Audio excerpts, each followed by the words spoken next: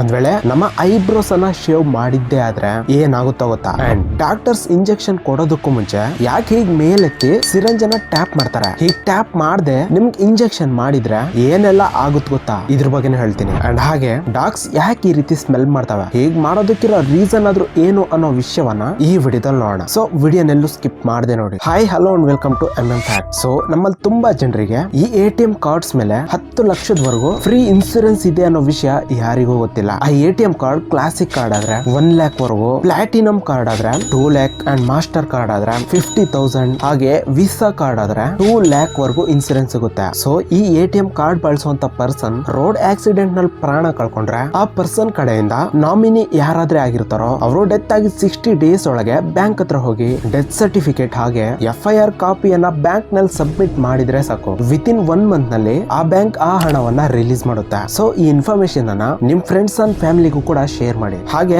ನೀವು ಬಳಸುವಂತ ATM card ಯಾವ್ದೋ ಕಮೆಂಟ್ ಮಾಡಿ. ದ ವರ್ಲ್ಡ್ ಅನ್ನುವಂತಹ ಒಂದು ಕ್ರೂಸ್ ಶಿಪ್ ಇದೆ. ಅದು ಪ್ರಪಂಚವೆಲ್ಲಾ ಕಡೆ ಪ್ರಯಾಣಿಸುತ್ತೆ. ಅದರಲ್ಲಿ ಪರ್ಮನೆಂಟ್ ಆಗಿ ಅಪಾರ್ಟ್ಮೆಂಟ್ ಒಂದನ್ನ ಕೊಂಡ್ಕೊಳ್ಬಹುದು. ಒಂದು ಅಪಾರ್ಟ್ಮೆಂಟ್ ನ ಬೆಲೆ $2 million ಅಂದ್ರೆ 14 ಕೋಟಿ. ಆದ್ರೆ ಅದರ ಮೈಂಟೆನೆನ್ಸ್ ಖರ್ಚೆ ಒಂದು ವರ್ಷಕ್ಕೆ $2,70,000 ಅಂಡ್ ನಮ್ಮ ಇಂಡಿಯನ್ ರುಪೀಸ್ ಅಲ್ಲಿ 2 ಕೋಟಿ.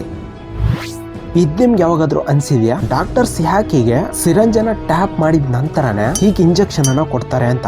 ಯಾಕಂದ್ರೆ ಅವ್ರು ಹೀಗ್ ಮಾಡೋದೆ ನಮ್ಮ ಸೇಫ್ಟಿಗೋಸ್ಕರ. ಆ ಲಿಕ್ವಿಡ್ ಅನ್ನ ಈ ಸಿರಂಜ್ ಟ್ಯೂಬ್ ನಲ್ಲಿ ಎಳ್ಕೊಳ್ಳುವಾಗ ಅದರ ಇನ್ಸೈಡ್ ಗೆ ಏರ್ ಬಬಲ್ಸ್ ಅನ್ನೋವು ಈ ರೀತಿ ಫಾರ್ಮ್ ಆಗ್ತವೆ. ಅಂಡ್ ಇದನ್ನೇನಾದ್ರೂ ಅದ್ರೊಳಗಿರೋದು ನೋಡ್ಕೊಳ್ದೆ ಹೀಗ್ ಇಂಜೆಕ್ಟ್ ಅನ್ನ ಮಾಡಿದ್ರೆ ಆ ಬಬಲ್ಸ್ ನಮ್ಮ ಬಾಡಿಯಲ್ಲಿ ಸೇರಿ ನಮ್ಮ ಬ್ಲಡ್ ಫ್ಲೋ ಅನ್ನ ಬ್ಲಾಕ್ ಮಾಡುತ್ತೆ. ಒಂದ್ ವೇಳೆ ಡಾಕ್ಟರ್ಸ್ ಈಗ ಫ್ಲಿಕ್ ಮಾಡಿದಾಗ ಆ ಬಬಲ್ಸ್ ಆ ಸಿರಂಜ್ ನ ಟಾಪ್ ಪೊಸಿಷನ್ ಹೋಗ್ತವೆ. ಆಗ ಅದನ್ನ ಸ್ವಲ್ಪ ಆಚೆಗೆ ಪುಷ್ ಮಾಡ್ತಾರೆ ಅಂಡ್ ಆ ನಂತರನೇ ಹೀಗೆ ಇಂಜೆಕ್ಟ್ ಮಾಡ್ತಾರೆ. ಸೊ ಆಗ ಯಾವುದೇ ರೀತಿಯ ಸಮಸ್ಯೆನೂ ಬರಲ್ಲ.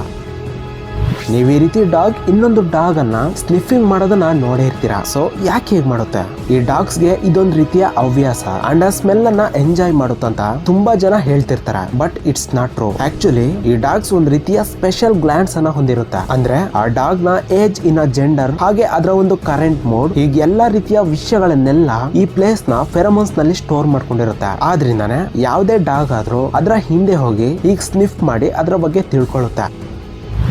ನೀವು ಐಬ್ರೋಸ್ ಅನ್ನ ಶೇವ್ ಮಾಡಿದ್ರೆ ಅವು ಮತ್ತೆ ಬೆಳಿತಾವ ಇಲ್ವಾ ಅಂತ ತುಂಬಾನೇ ಡೌಟ್ ಇರುತ್ತೆ. ಯಾಕಂದ್ರೆ ಈ ಐಬ್ರೋಸ್ ಸೈಜ್ ಯಾವಾಗ್ಲೂ ಕೂಡ ಒಂದೇ ರೀತಿ ಇರುತ್ತೆ. ಆದ್ರೆ ನಮ್ಮ ತಲೆಯ ಒಂದು ಹೇರ್ ಮಾತ್ರ ಪ್ರತಿ ತಿಂಗಳಷ್ಟರಲ್ಲಿ ಈ ರೀತಿ ಬೆಳ್ಕೊಳ್ತಾವ. ಸೊ ಈ ಐಬ್ರೋಸ್ ಅನ್ನು ಶೇವ್ ಮಾಡಿದ್ರೆ ಅವು ಕೂಡ ನಾರ್ಮಲ್ ಆಗಿ ಡೌಟ್ ಇಲ್ದೆ ಮತ್ತೆ ಬೆಳೆಯುತ್ತೆ. ಸೊ ತುಂಬಾ ಜನ ಪ್ಲಗ್ ಆರ್ ವ್ಯಾಕ್ಸ್ ಮಾಡಿಸುವಂತದ್ದು ಮಾಡಿಸ್ತಿರ್ತಾರ. ಹೀಗ್ ಮಾಡಿದ್ರೆ ಮಾತ್ರ ಆ ಹೇರ್ ಫಾಲಿಕ್ಯೂಲ್ಸ್ ಅನ್ನೋದು ಡ್ಯಾಮೇಜ್ ಆಗುತ್ತೆ. ಯಾವಾಗ ಹೀಗ್ ಮಾಡ್ತಾರೋ ಆಗ ಹೇರ್ ಫಾಲಿಕ್ಯೂಲ್ಸ್ ಬೆಳೆಯುವಂತದ್ದು ಸ್ಲೋಲಿ ನಿಂತು ಹೋಗುತ್ತೆ. ಸೊ ಆ ಹೇರ್ ಯಾವ ಕಡೆ ಫ್ಲಾಟ್ ಆಗಿರುತ್ತೋ ಆ ಕಡೆಗೆ ಈ ರೀತಿ ಶೇವ್ ಮಾಡಿದ್ರೆ ಅದು ಪ್ರಾಬ್ಲಮ್ ಇಲ್ಲದೆ ಮತ್ತೆ ಬೆಳೆಯುತ್ತೆ. ಸೊ ಇದು ವಿಷಯ. ವಿಡಿಯೋ ಇನ್ಫಾರ್ಮೇಟಿವ್ ಅನ್ಸಿದ್ರೆ ಲೈಕ್ ಮಾಡಿ, ಶೇರ್ ಮಾಡಿ ಅಂಡ್ ಇದೇ ರೀತಿಯ ಇನ್ನೂ ಕೆಲ ಇಂಟ್ರೆಸ್ಟಿಂಗ್ ವಿಡಿಯೋಸ್ಗೋಸ್ಕರ ತಪ್ಪದೆ ಈ ನಮ್ಮ ಚಾನಲ್ ಅನ್ನ ಸಬ್ಸ್ಕ್ರೈಬ್ ಮಾಡೋದನ್ನ ಮರಿಬೇಡಿ. And thank you for watching.